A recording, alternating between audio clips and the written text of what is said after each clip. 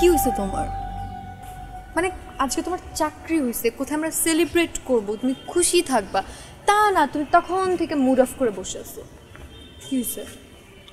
এখনো তো কনফার্ম করি নাই, 2 দিন সময় নিছি। সমস্যা কোথায়? টাকা চাই। ঘুষ? না, সিকিউরিটি মানি। এটা নাকি ওদের অফিসের রুলস। কত টাকা?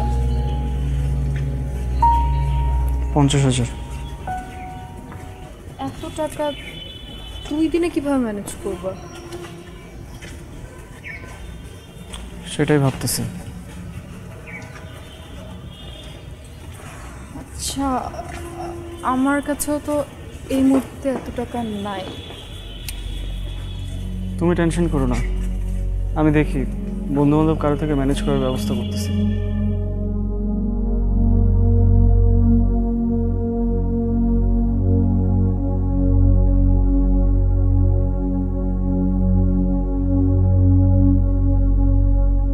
আচ্ছা, টাকাটা ম্যানেজ হলে তো তোমার চাকরি হয়ে যাবে, আর তোমার চাকরি হয়ে গেলে তো আমাদের বিয়েতে কোনো বাধা নেই।